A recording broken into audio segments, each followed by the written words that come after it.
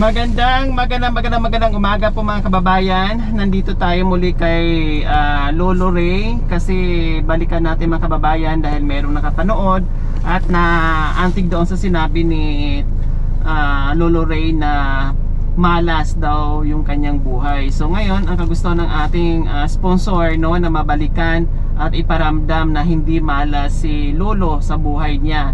At nakita daw ng ating sponsor yung kanyang tatay dito sa buhay ni Lolo Ray. Kaya tara mga kababayan, kumustahin natin sa umagang ito si Lolo Ray. At bahala na kung ano ang magaganap nito mamaya, kung saan kami makapunta no. At gusto din ng ating sponsor na mabilhan ng mga gamit si Tatay Ray kung anong gusto niyang kahilingan no, kung anong kahilingan ni Tatay Ray. Kaya bahala na kung saan kami makarating mamaya. Baka mamaya ipupunta kami ng market.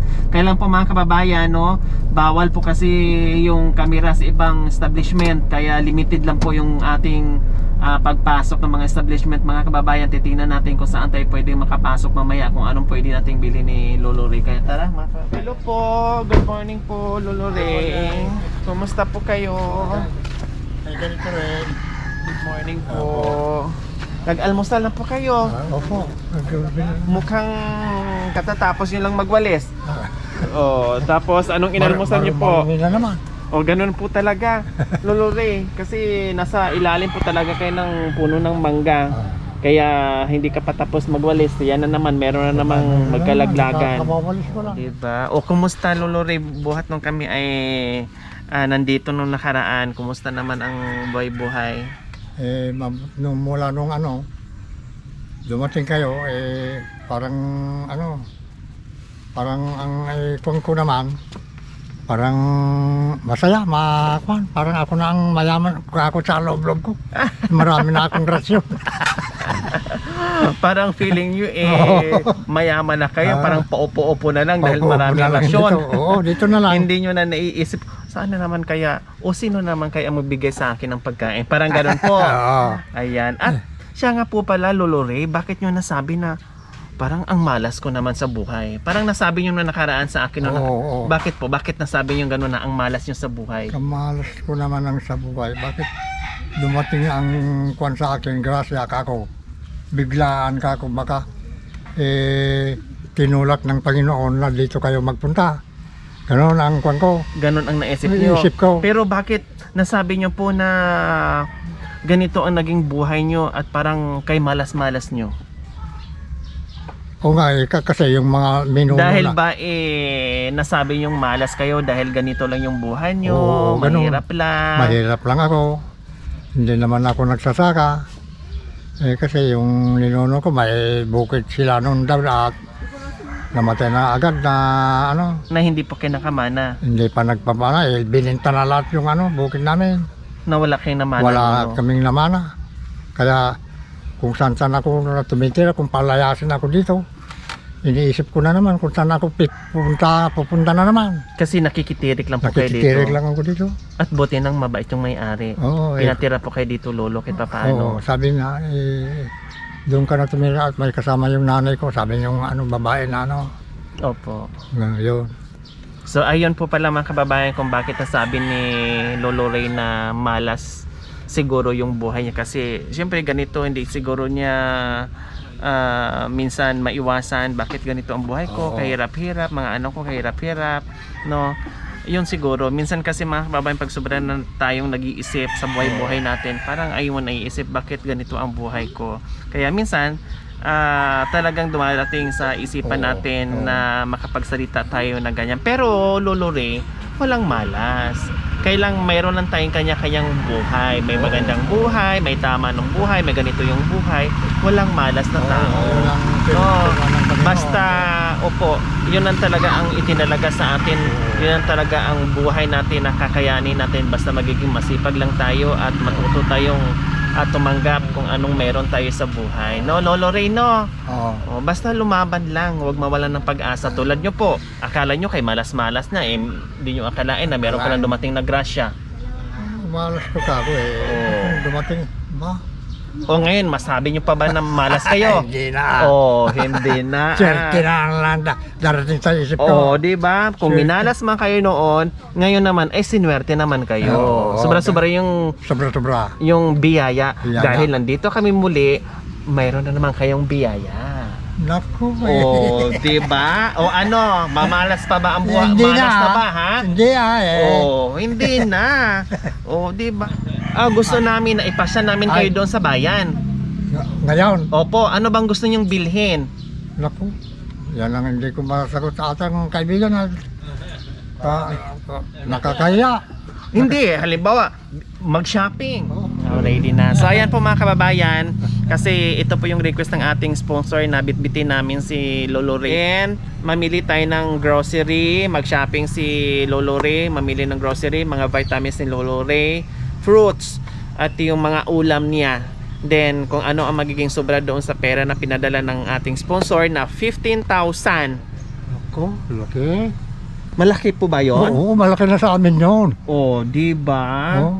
Oh, nagulat kayo. Oo. 15,000 po ang pinadala ng ating sponsor. Oh. Kung ano po yung magiging sobra, yun ay mapupunta po sa inyo lahat. Naku, marami. Kaya pintahin nyo ng maigi mamaya ha, na hindi magkulang kahit piso.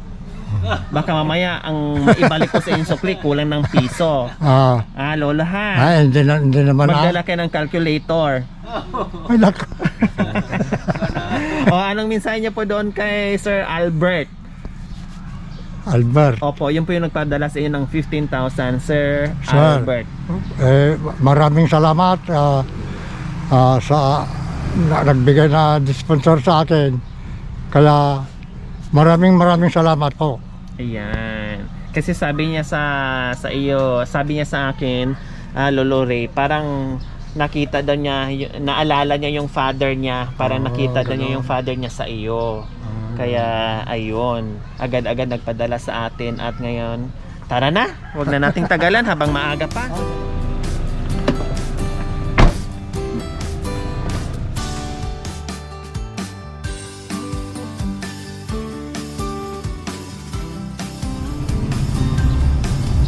So ayan po mga kababayan, nandito na kami sa isang mall, no? Friendship kung tawagin. At si Lolo ang si Lolo Ray ang nag-guide sa atin. So i-correct ko lang po pala, no, hindi po pala 15,000 yung pinadala kundi 15,315. Nakalimutan ko yung sobra. So 15,315 ito po yung pinadala ng ating sponsor. Kaya mag-shopping, mag-grocery, bili ng vitamins, lahat ng bili pa tayo ng radyo para mayroong libangan si Lolo Ray. Kaya tara mga kababayan.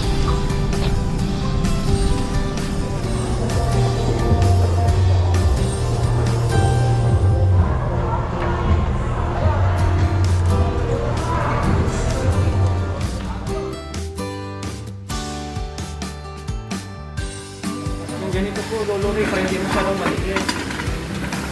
Ito po, yung liit naman po sa Lolo Ray. Yan o, ito na lang. Yan lang? Oo. So yan, bibilang ko ng walis si Lolo Ray. Kasi yung walis niya, sa mga damo yun. Ito, dalawahin ko na po. Ito na lang ang galing ko. Ayan, walis na po yan, Lolo ha. Masaya. Bakit po? Siyempre, mayroon na kung makikita ng ayuda ko. Milo. Milo po kayo ito.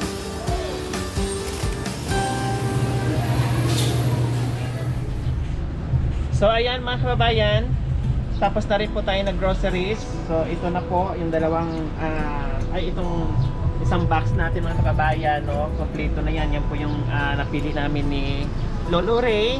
Tapos ang bibili na lang namin sa market is yung bigas, kasi dagdagan ko pa yung bigas ni Lolo Ray para may tambak talaga siyang bigas na sigurado tayo na matagal maubos at hindi magugutoman si Lolo Ray. Importante po kasi yung mga kababayan, yung ating daily needs, no? Bigas, groceries, yung kinakain natin araw-araw. Okay, so sige po, market, tapos pagkatapos naman sa market, uuwi na kami. Doon na namin ito ipakita sa inyong lahat, ha?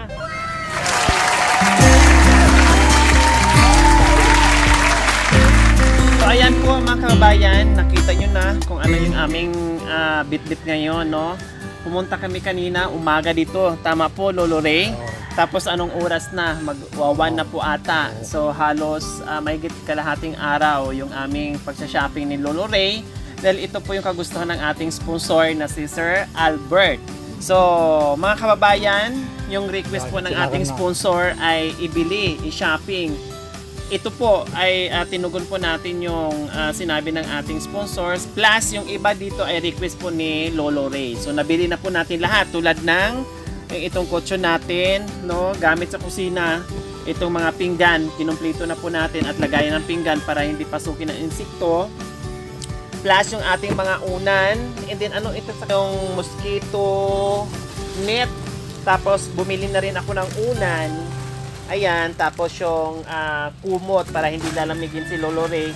Bumili na rin ako ng punda kasi dalawa yung unan niya. Baka kasi mag-asawa pa si Lolo Ray kaya nag-reserve ako ng isang unan, no, para may gagamitin agad. At syempre, yung bumili na rin ako ng thermo at yung mga kawali, and then yung ating mga assorted groceries kasi importante ni Lolo yan dahil napakalayo ng market nyo dito, Lolo Ray, no? Malayo. 5 to 6 kilometers po ata kung hindi ako nagkakamali mga kababayan. 7 o 7. Akala ko nga 5 to 6. 7 kilometers mga kababayan. Paano po yung Lolo? Nilalakad yung papapunta doon pag nag-market kayo? Oh, may bike ako. Ha? Kaya nyo po? Oh, kaya pa. Kaya ko Pero ilang pahinga? 10 pahinga? Maaari. Maari. Diyos ko po, ang layo mga kababayan sa inyo. So yung assorted groceries natin nandiyan na, no? Pakitanggal para makita kung anong mga anong binili natin. So, syempre hindi ito mawawala dahil merienda ito ni Lolo. O yung ating instant noodles, may mga tinapay na tayo diyan. Saka yung mantika natin, syempre. Ayan. Dinamihan ko na para pang merienda ni Lolo Ray. Wala, miss pa. Oh. Diba? At Yes, may pang-adult na rin na gatas. Tapos sabi ko, Lolo, mag-ano ka na lang, mag-Milo at gatas ka na lang, wag ka na mag-coffee. Oh. So, syempre, at bumili din ako ng palaman. Syempre, kasi may tinapay tayo. Tapos, yung mga assorted canned goods natin nandiyan na, no? Para ready to, ano na lang, pag halimbawa, tinanghali na si Lolo, no? So, open na lang, tapos kain na kaagad. And then, yung ating isang sakong bigas. So, bumili na rin ako ng vitamins dahil para lalong lalakas si Lolo at hahaba pa ang buhay. So, ayan, bumili na ako. And then, pangpahaba, no? Pangpahaba sa buhay ni Lolo Ray. Bumili na rin ako ng radyo para mayroon siyang libangan dito pag naiinip. Siyempre, alam mo naman natin pag may edad na, mahilig sa balita. Tama balita. po. So, balita, no? Meron din mga drama dito. So, malilibang si Lolo. And then, syempre, yung ating mga damit ni Lolo. Ayun. Sabi ko nga sa kanya, binhan ko siya ng pants na yung maong. Kailang sabi niya, mahirap lapuhan. Ito lang, siyempre, pag may maida niya, ganito lang talaga kasi kunting ganun-ganun lang, okay na. Oh. At madaling matuyo. So, ayan.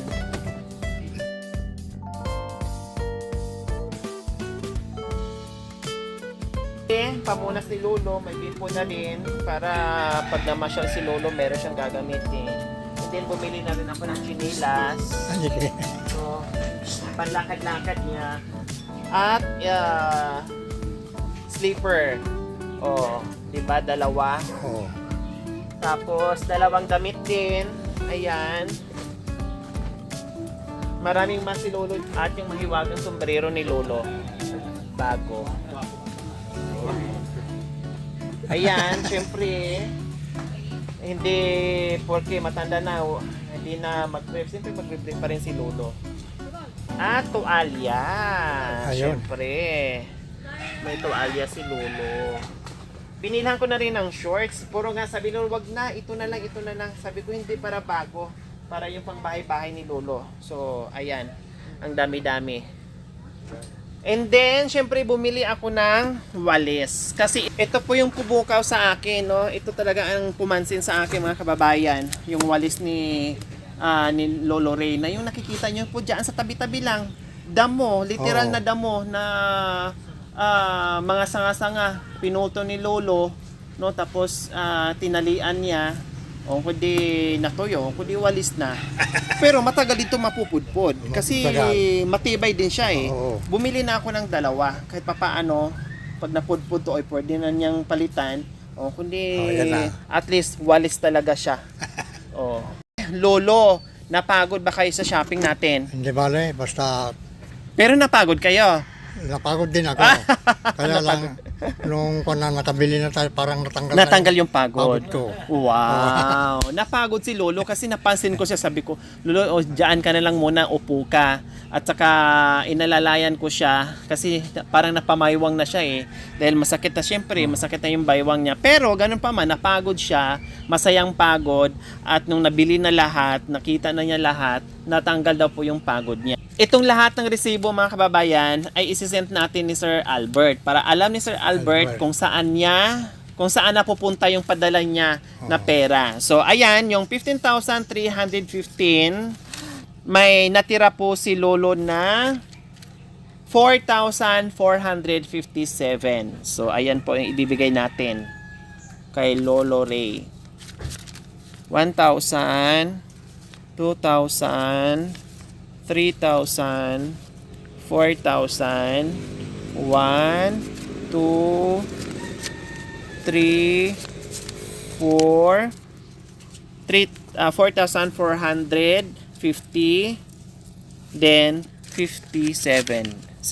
May bariya pa. Ayan, may barya pa. Siyempre, kompleto, mga kababayan. So, yan po yung ginagawa natin, no? Kailangan may kompleto tayong resibo para just in case na kailangan ng ating sponsor or sinesend natin mismo sa kanila, meron tayong ipapakita para alam nila kung saan napupunta yung mga pagmamahal na binibigay sa mga kababayan natin. So, Lolo Ray, may sukli pa kayo. Kompleto, Ricardos na yung shopping natin. No, and then may sukli pa kayo. And ano ngayon sa pakiramdam, Lolo Ray, na kompleto na hindi mo akalain na ito ang dumating sa iyo, na sabi mo noon malas ang buhay mo, pero ngayon kita mo naman ang swerte dumating sa buhay mo.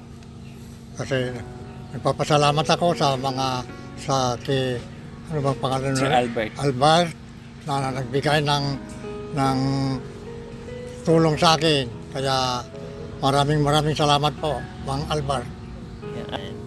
So, syempre, maraming salamat po muli sa inyo, Sir Albert. And then mag-uusap pa kami ni Lolo Ray kung ano pa yung aming pwedeng itulong, kasi napag-usapan namin regarding dito sa bahay ni Lolo Ray. Kailang ang problema kasi dito sa bahay ni Lolo Ray ay hindi sa kanya yung lupa. So nakikitira lang po si Lolo Ray. Kapag usapan namin kung halimbawa ay magbibigay ng pabahay yung ating sponsor, Kubo, para just in case na paalisin siya, ilipat na lang kaagad natin. No, Lolo Ray. So ayan po. Pero hindi pa namin alam, pag-uusapan pa po namin kung ano po talaga yung final. And then tatawag na lang po kami kay Lolo Ray. So ayan po, maraming salamat po sa ating sponsor, Sir Albert. Ayan, maraming salamat sa inyong ganito ang puso na pasaya at nabigyan natin ng bagong pag-asa, no? At napatunayan natin ni Lolo na walang malas, na hindi malas yung buhay niya, no? Swerte. Walang malas na tao, lahat tayo swerte. Kanya-kanya lang po tayo ng buhay. So maraming salamat po sa inyong ganito ang puso. Naway pagpalain kayo ng Panginoong Diyos. Araw-araw naway ibigyan tayo ng kalakasan ng katawan sa araw-araw. Naway ibigyan pa tayo ng mahabang buhay upang sa ganun marami pa tayong masagip ng mga kababayan na matulungan natin, no? Na sa araw-araw ng ating mission. Maraming salamat po. Oh, bakit naman napaiyak kayo?